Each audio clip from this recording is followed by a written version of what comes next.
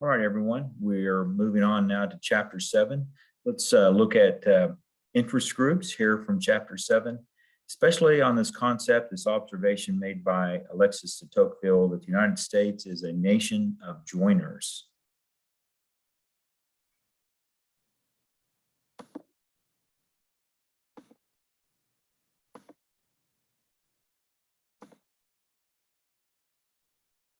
All right, there we are. So nation of joiners. You'll see this in the early part of Chapter 7. And again, as I mentioned, French writer and social scientist Alexis de Tocqueville made this observation as he was visiting the United States in 1820s, 1830s, somewhere in that time. And he referred to the United States as a nation of joiners. It is interesting to think about that. Is that still a good way of describing Americans and our political culture? Do people join groups? And one way of looking at that is to consider your own family and consider yourself. Are you a member of certain groups? Do you have parents that are members of certain groups? Grandparents? And so is that a way for you to express yourself? Is that a way for your family members to express themselves when it comes to politics or other areas in which they find to be important and they would like to make some changes, or they would like to protect certain kinds of events and activities or ideas? And so there we can see just how much political expression takes place in the United States through groups. So this has certainly been a situation here in the United States in which groups were very important. And that's mentioned here on Then, Now, and Next on page 228. So people join groups to gain influence. Now, as we can see, they still join groups and they still have influence, but there's now different technologies involved, as we're all, I'm sure, aware. The technologies have changed dramatically in the last 40 years. And what will they be like in the next 40 years? And so what will be the consequences of digital group activism in the future? And so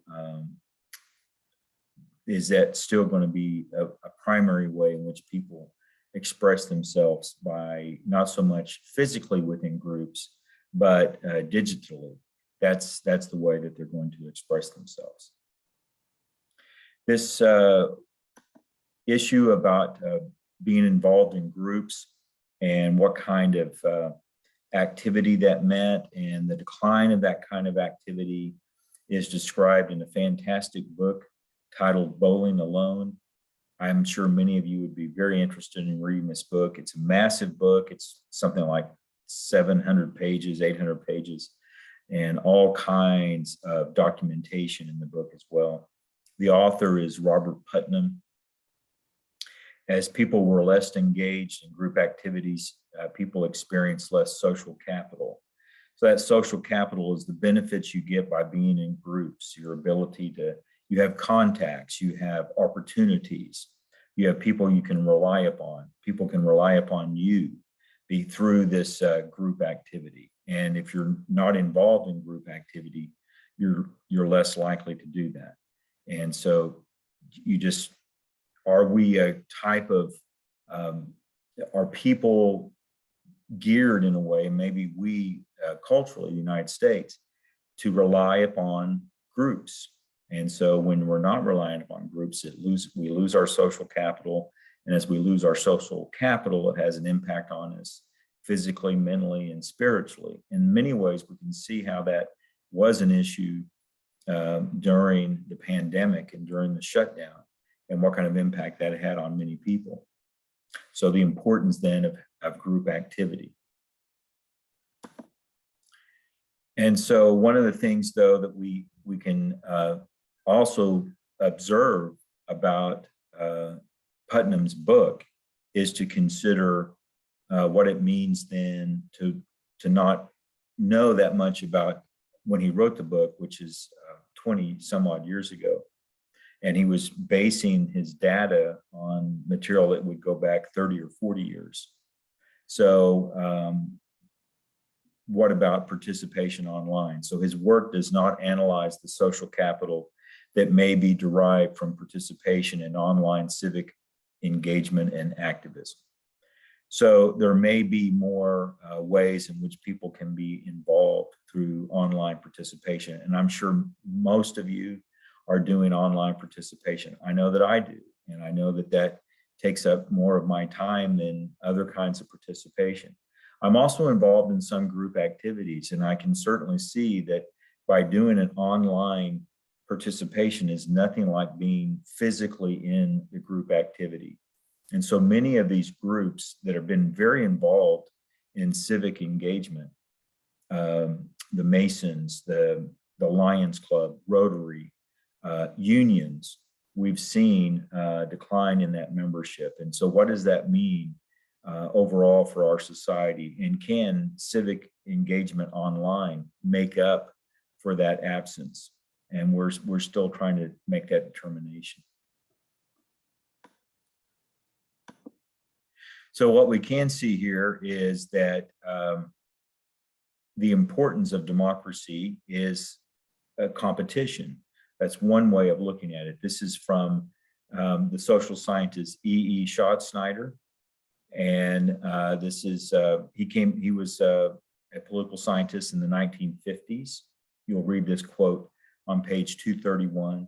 Democracy is a competitive political system in which competing leaders and organizations define the alternatives of public policy in such a way that the public can participate in the decision-making process.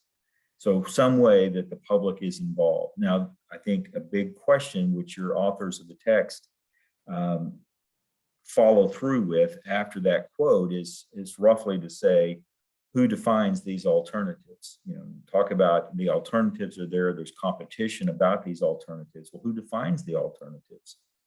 And so you'll see in your text a very good debate over these two theories on really who has the ultimate power in the United States, the power really for the rest of us to decide what's important based on what is generated by these groups. So in the pluralist theory, you have competition among interest groups. In many ways, this is best defined by Robert Dahl in his book, Who Governs? So it's in a way like there's always tension. You have one group that supports one particular area, maybe it's environmental issues, and you have a business group that wants to perhaps slow down some of those environmental issues or maybe even stop them. And so those two groups compete, and we as the voters select among those groups and their ideas that they generate. So that's the pluralist theory. The elite theory, as we can see here, a group of wealthy, educated individuals wields most political power. So there really isn't competition among groups. There's one group. And there's one group that might give us the idea of competition, but it's all still generated from that one group. And C. Wright Mills, his book, The Power Elite, is connected to elite theory. We do have both of these books in the NEO library, and they do an excellent job explaining these different theories. For us then, we can ask the question in discussion or in your notes, maybe you can discuss this with someone else, or really just kind of think it through. Which theory, pluralist or elite, best identifies the decision-making process in the United States? So kind of consider which one of those might be most identifiable and would explain in best ways the decisions and how they're made in the United States.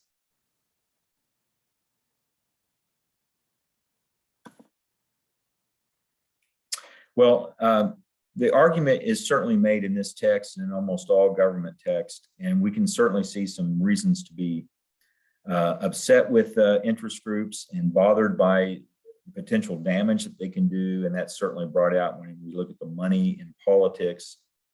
But you can also see here the argument made by the authors that it's very beneficial to have interest groups, and they're needed in our political system. And so on pages 233, 234, you can see the reasons why interest groups are necessary. Now, I don't have here the exact wording that you find there, but it's just some of the descriptions here. You know, how do they benefit our system? So they educate the public about policy issues. You can learn about them. They're, of course, showing that they're going to educate you in ways that persuade you to follow their cause, but they certainly still do that. Provide citizens with a chance to be politically active. This is really a very important one. You know, maybe it's minimal what you can do, but if you're thinking to yourself, this is an important cause and I would like to be involved, how can I be involved? Well, you know, maybe you pay $50 for your membership and now you get a newsletter and you get information and maybe you get access to different websites and you get some bumper stickers and all kinds of things. And they can tell you how they would like for you to vote and what you can do to be more politically active for their cause. You can they mobilize citizens to participate in politics, again, telling people how to vote, when to vote, maybe even where to vote, and that can be very helpful. Perform electoral functions. They can certainly do that again on the issue of voting, and perhaps then explain to people what is the best way to vote, if it's, you know, person to person or on or mail in, and what are the differences and the requirements and all these things. Interest groups may do a very good job of explaining that. Labor unions certainly in the past have been very good at doing that. Again, provide information. It's very similar to the education, but that would be to a general audience to provide information. And they can certainly do that. They have their own advertisements and their own, you know, maybe signs, those kind of things in which they would provide information. Some interest groups are concerned about the public good and trying to create a better society overall, that we would the common good. And so that's a way in which you could see the activities by interest groups. And then you can also look at the checks and balances. It's a case in which, you know, one part of the political system should not have too much power over the other parts. You have three branches of government, and of course there's divisions within those branches, especially Congress. So in that case, should there be the use of interest groups to kind of limit the power of any one particular political party or any individual or group within the political system? So we can see ways in which interest groups can benefit our overall political system. Now, one of the big concerns here is that when you hear about special interest, those are interest groups. Almost, I mean, that would be really synonymous with interest groups. So you just have, when you hear people say the special interest, there's certain, a politician says, I lost because of the funding by the special interest. Well, you know, what's a special interest? You're supporting a particular cause that's special to someone. And so in that case, it becomes a special interest. The money from interest groups is referred to as the political action committees. They're the political arm of interest groups, and they get involved in politics by giving money or withholding money. And so that can be a very active way in which they're involved. So it's an entity whose specific goal is to raise and spend money to influence the outcome of elections. And so most people who run for office generally conclude, they may start off saying, I don't want to take PAC money, but generally end up taking PAC money because that's just where a large amount of the money comes from.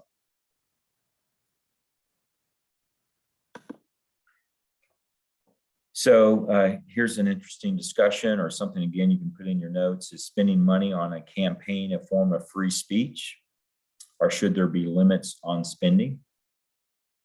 Is money property or speech? This is generally the way the Supreme Court has viewed it recently. They view it as speech, so people can spend as much money as they want in some form in our political system.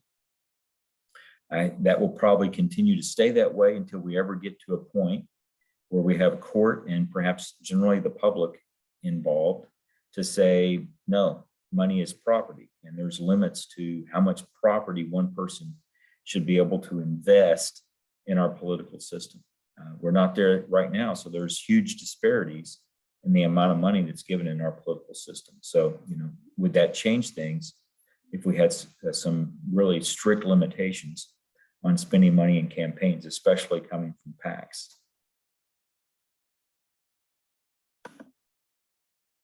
Okay, so there we are in our first round of review of Chapter 7 on interest groups. We'll have one more recording on primarily focusing on who joins interest groups.